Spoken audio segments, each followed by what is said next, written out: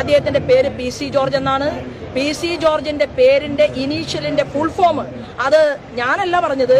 ഒരു സമുദായ സംഘടനയുടെ നേതാവ് പരസ്യമായി പ്രസംഗിച്ചത് PC ജോർജിനെ പരമചറ്റ എന്ന് വിളിച്ചിട്ടാണ്.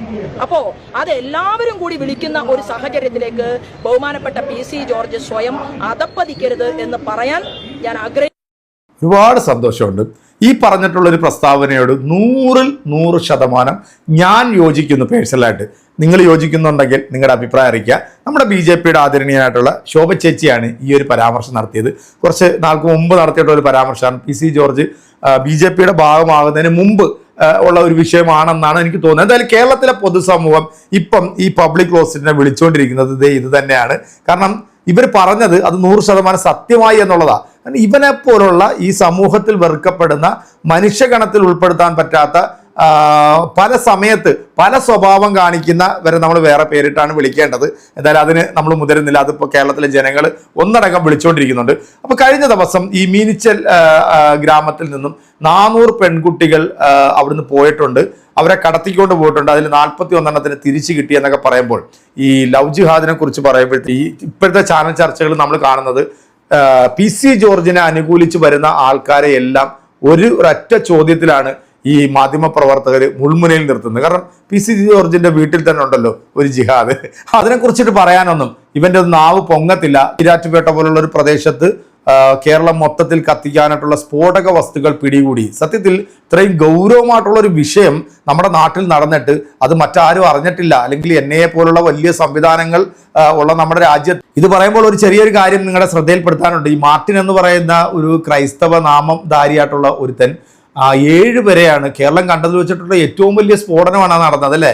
അന്ന് ആ സ്ഫോടനം നടന്നപ്പോൾ ഇവൻ ലൈവിൽ വന്ന് പറഞ്ഞിട്ടില്ലായിരുന്നുണ്ടെങ്കിൽ ഈ നാട്ടിലുള്ള സകലമാന മുസ്ലിം ചെറുപ്പക്കാരെയും തൂക്കിയെടുത്ത് NIA മറ്റൊരു മറിച്ചൊരു അകത്ത് കൊണ്ടുപോകാൻ. പക്ഷെ ഈ നാറി ഇത്രയും വലിയൊരു സംഭവം നമ്മുടെ നാട്ടിൽ നടത്തിയിട്ട് ഇതിനെക്കുറിച്ചിട്ട് പറയാൻ ഈ കെന്നഡി എന്ന് പറഞ്ഞ പരമനാറിക്കോ ഈ പബ്ലിക് ക്ലോസറ്റിനോ അല്ലെങ്കിൽ ഈ പറയപ്പെടുന്ന നർക്കോട്ടിക് ജിഹാദ് വിവാദം ഉന്നയിച്ചിട്ടുള്ള ഈ അച്ഛന്മാർക്കോ പാതിരിമാരോ ഒക്കെ ആരെങ്കിലും വന്നിട്ട് നമ്മുടെ മാധ്യമങ്ങളിൽ വന്നിട്ട് എവിടെയെങ്കിലും ഒരു ചർച്ച നടത്തിയോ? അപ്പം ഇല്ലാത്തൊരു കാര്യത്തെ പൊക്കിപ്പിടിച്ചോണ്ട് പറഞ്ഞ കേന്ദ്ര ഏജൻസിയും കേരള ഏജൻസിയും തലകുത്തി മറിഞ്ഞിട്ട് ഇങ്ങനൊരു സംഭവം ലവ് ജിഹാദ് എന്നൊരു സംഭവം കേരളത്തിൽ ഇല്ല എന്ന് പല പ്രാവശ്യം റിപ്പോർട്ട് കൊടുത്തിട്ടും അതുണ്ട് എന്ന് പറയുന്ന ഈ കെവിൻ പീറ്ററിനെ പോലുള്ളവനും ഈ പബ്ലിക് ക്ലോസറ്റിനെ പോലുള്ള ഈ നാറികൾക്കൊക്കെ കണക്കിന് മറുപടി കൊടുക്കേണ്ടത് കേരളത്തിലെ പൊതുസമൂഹമാണ്. കാരണം ഇത്തരത്തിലുള്ള ശുദ്ധ അസംബന്ധം പറയുന്ന ഇവന്റെയൊക്കെ വീട്ടിലാണ് സത്യത്തിൽ ഇത്തരത്തിലുള്ള പരിപാടികളൊക്കെ നടത്തി വെച്ചിരിക്കുന്നത്. കാരണം ജഗതിയുടെ മോളെ അടിച്ചുകൊണ്ട് പോയിട്ട് കാണിച്ചു വെച്ചിരിക്കുന്ന തെമ്മാടിത്തരം എന്താണെന്ന് നമുക്കറിയാം. അതുകൊണ്ടാണ് ഞാൻ ആദ്യം ശോഭ ചേച്ചിയുടെ ആ ഒരു വീഡിയോ കാണിച്ചത്. കാരണം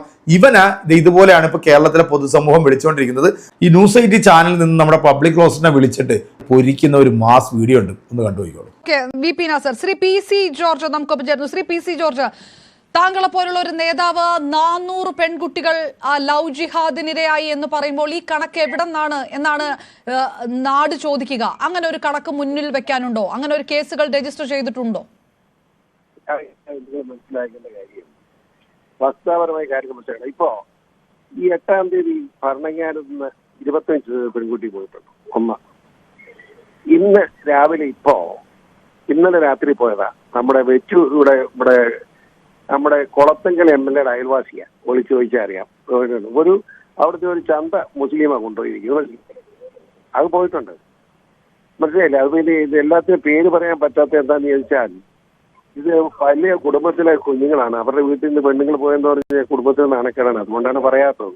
ഈ പെണ്ണുങ്ങൾ പോയി എന്ന് ഉദ്ദേശിക്കുന്നത് എനിക്ക് ക്ലിയർ ആയില്ല ശ്രീ PC ജോർജ്. വിവാഹം കഴിച്ചു പോകുന്നു എന്നാണോ? കുഴപ്പമില്ലല്ലോ. വിവാഹം കഴിച്ചു പോകുന്നു എന്നാണോ? അതോ കടത്തിക്കൊണ്ടു പോകുന്നു എന്നാണോ?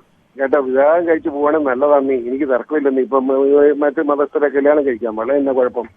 പക്ഷെ ഇതല്ല, ഇവിടുന്ന് കല്യാണം കഴിച്ച് കൊണ്ടുപോകും. പിന്നെ എവിടെ പോയെന്ന് അറിയത്തില്ല. ഞാൻ അറിയുന്നത് അതുങ്ങളൊക്കെ ജീവിതം കട്ടപ്പയ്യായെന്ന്. മനസ്സിലായില്ലേ? എവിടേക്കാണ് കൊണ്ടുപോയിരിക്കുന്നത്? അങ്ങനെയാണെങ്കിൽ എവിടേക്കാണ് കൊണ്ടുപോയിരിക്കുന്നത്? അല്ല, അതിന്റെ വിശദാംശത്തേക്ക് ഞാൻ കിടക്കും. നിങ്ങൾക്ക് ചാനലൊക്കെ ഉണ്ട്, അന്വേഷിക്കൂ. എന്റെ വായിൽ തന്നെ കേൾക്കണം, പിടിക്കണം നിർബന്ധം. ശ്രീ PC ജോർജ്, ഈ 400 പേരും ഈ തരത്തിൽ പോയി എന്നാണോ താങ്കൾ പറയുന്നത്? മീനച്ചിൽ താലൂക്കിലെ ഈ 400 പേരും അത് കൂടുതലുണ്ടായിരുന്നില്ല പറഞ്ഞേക്കാം. അപ്പൊ എന്താണ് അതിലൊരു കേസ് പോലും രജിസ്റ്റർ ചെയ്യാത്തത്? എന്താണ് ഈ കുട്ടികളുടെ രക്ഷിതാക്കളൊന്നും ഒരു പരാതി പോലും കൊടുക്കാത്തത്? മനസ്സിലാക്കാം. അറിയാൻ വേണ്ടി ചോദിച്ച ഒരു പെൺകൊച്ചായോണ്ട് പറയാം. 18 വയസ്സ് കഴിഞ്ഞ ഏത് പെൺകുട്ടിക്ക് ഇഷ്ടമുള്ള പുരുഷനോട് പോകാനുള്ള അവകാശമുണ്ട്. അതിനകത്ത് ഒരു കേസെടുക്കാൻ ഇന്ത്യൻ ഭരണഘടന അനുസരിച്ചോ സുപ്രീം കോടതി വിധി അനുസരിച്ചോ കഴിയില്ല. അതുകൊണ്ടാണ് മുഖ്യമന്ത്രി പറയുന്നത് ലവ് ജിഹാദ് കേരളത്തിൽ ഇല്ല എന്ന് പറയാൻ കാര്യം. ലവ് ജിഹാദ് എന്ന് പറഞ്ഞാൽ എന്താണെന്ന് വെച്ചാൽ മനഃപൂർവ്വം പെൺകുട്ടികളെ വശത്തായി കല്യാണം കഴിച്ചു കൊണ്ടുപോകുക, പിന്നെ എവിടെ പോയെന്ന് അറിയില്ല. അതൊക്കെ സിറിയ ഉൾപ്പെടെയുള്ള മകൾ വിദേശ രാജ്യങ്ങളിലേക്ക് കടത്തപ്പെടുന്നു എന്നൊക്കെയാണ് കേൾക്കുന്നത്.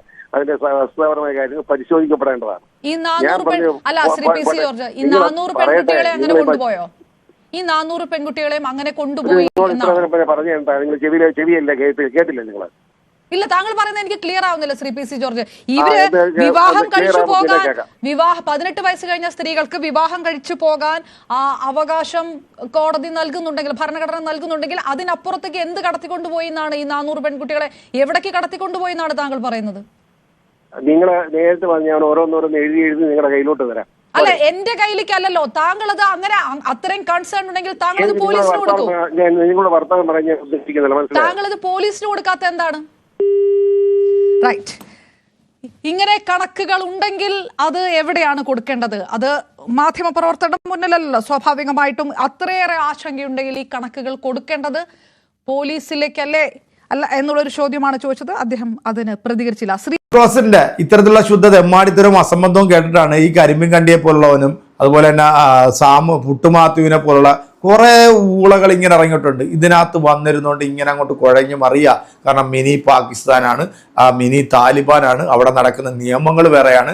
ഈ നാട് മുഴുവൻ ഇസ്ലാം മത തീവ്രവാദികളെ കൊണ്ട് ഭയങ്കര കഷ്ടത്തിലാണ്. ഇവിടെ പെൺകുട്ടികൾക്ക് ജീവിക്കാൻ പറ്റുന്നില്ല. പറഞ്ഞിട്ടുള്ള ഒരു വാക്ക് നിങ്ങൾ ശ്രദ്ധിച്ചിട്ടുണ്ടാവും. 18 വയസ്സ് പൂർത്തിയായി കഴിഞ്ഞാൽ അവർക്ക് ആരെ വേണമെങ്കിലും വിവാഹം കഴിച്ച് പോകാം. അപ്പം അത് മറ്റേ മരുമോള് വീട്ടിലിരിക്കുന്നതുകൊണ്ട് ചെറുതായിട്ടൊന്ന് തള്ളിവിട്ടതാണ്. ഇതിനെ കുറിച്ചിട്ട് ഇവിടെ കേരളത്തിൽ ആരും ചർച്ച ചെയ്യുന്നില്ല. കാരണം ഇവന്റെ മകൻ തന്നെ പറഞ്ഞു, എനിക്ക് പറ്റിയ ഏറ്റവും വലിയൊരു അബദ്ധമാണ് എൻ്റെ ഭാര്യനെ ഞാൻ മതം മാറ്റിപ്പോയി എന്നുള്ളത്. പ്രിയപ്പെട്ട പ്രേക്ഷകരെ, കേരളത്തിൽ ഇതുപോലൊരു വൃത്തികെട്ടവൻ ഈ രാജ്യത്തെ നശിപ്പിക്കാൻ വേണ്ടി ഇവിടുത്തെ തീവ്രമായി ചിന്തിച്ച് നിൽക്കുന്ന പല ആൾക്കാർക്കും ഒരു പ്രചോദനമായിട്ട് ഇവൻ നിരന്തരം ഇത്തരത്തിലുള്ള അസംബന്ധവും ശുദ്ധ തെമ്മാടിത്തരവും പറഞ്ഞുകൊണ്ടിരിക്കുക. 400 പോയിട്ട് ഒരെണ്ണം പോലും ഈ പറയപ്പെടുന്ന സ്ഥലത്ത് നിന്ന് പോയി എന്ന് തെളിയിക്കാൻ ഈ പറയപ്പെടുന്ന കുരങ്ങന്മാർക്ക് ഒന്നും ആവത്തില്ല. കാരണം ഇതിങ്ങനെ നിരന്തരം ചാനൽ ചർച്ചകളിൽ പറഞ്ഞുകൊണ്ട് ഇവിടുത്തെ ഒരു ചെറിയ വിഭാഗത്തെയെങ്കിലും ഇത്തരത്തിലാണ് എന്ന് തെറ്റിദ്ധരിപ്പിക്കാൻ വേണ്ടി ശ്രമിച്ചുകൊണ്ടിരിക്കുന്ന ഈ ഊളകളെ കേരളത്തിലെ പൊതുസമൂഹം തിരിച്ചറിയണം. കാരണം ഇവിടെ വിവരവും വിദ്യാഭ്യാസവും ഉള്ള ജനസമൂഹമായതുകൊണ്ട് തന്നെ ഇവന്റെയൊക്കെ ഈ ശുദ്ധ തെമ്മാടിത്തരത്തിനും അസംബന്ധത്തിനൊക്കെ കൃത്യമായിട്ട് അവർ മറുപടി കൊടുക്കുന്നത് കൊണ്ട്, പിന്നെ ന്യൂസ് 8 പോലുള്ള ചാനൽ സത്യത്തിൽ സംഘപരിവാർ പ്രസ്ഥാനങ്ങൾക്ക് വേണ്ടി വാർത്തകൾ സൃഷ്ടിച്ചുകൊണ്ടിരിക്കുന്നവരാണ്. അവരിൽ വിളിച്ചിട്ട് ഇങ്ങനെയൊക്കെ ചോദിക്കുമ്പോഴത്തേക്ക് ചെറിയ രീതിയിൽ ഒരു സന്തോഷം തോന്നിയിട്ടുണ്ട്. ഏതായാലും ഒരു വലിയൊരു സെല്യൂട്ട് ഞാൻ അതിന് തരികയാണ്. കാരണം ഇത്തരത്തിലുള്ള വാർത്തകൾ അല്ലെങ്കിൽ ഇതുപോലെ ശുദ്ധ അസംബന്ധവും തെമ്മാടിത്തരം പറയുന്നവരെ മാധ്യമ പ്രവർത്തകന്റെ ധർമ്മം എന്താണ് എന്നുകൂടെ ഒന്ന് കാണിച്ചു കൊടുക്കണം. ഇതുപോലുള്ള പമ്പര വിഡ്ഢികളെ പൊളിച്ചടുക്കണം. പൊളിച്ചടുക്കി സമൂഹത്തിന്റെ മുമ്പിൽ തൊലി ഉരിച്ചു നിർത്തണം. ഇവനെയൊന്നും ഇനി ജീവിതകാലത്ത് ഒരിക്കലും ഇവനൊന്നും രാഷ്ട്രീയം എന്ന് പറഞ്ഞുകൊണ്ട് അല്ലെങ്കിൽ ജനങ്ങളുടെ പ്രതിനിധിയായിട്ട് ഒരു സ്ഥലത്തും വരാൻ പാടില്ല. വന്നു പോയി കഴിഞ്ഞാൽ ഇവിടുത്തെ എല്ലാ മനുഷ്യർക്കും അത് ദ്രോഹമായിരിക്കും. അതിനകത്ത് യാതൊരു സംശയമില്ല. എന്തായാലും എൻ്റെ പ്രിയപ്പെട്ട പ്രേക്ഷകരെ, ഇതിനുള്ള കൃത്യമായിട്ടുള്ള മറുപടി നിങ്ങൾ തന്നെ എനിക്ക് കൊടുക്കുമെന്ന് എനിക്കറിയാം. അപ്പൊ കൃത്യമായിട്ട് കൊടുക്കുക. അടുത്തൊരു വീഡിയോ കാണാം. അതുവരെയൊക്കെ എല്ലാവർക്കും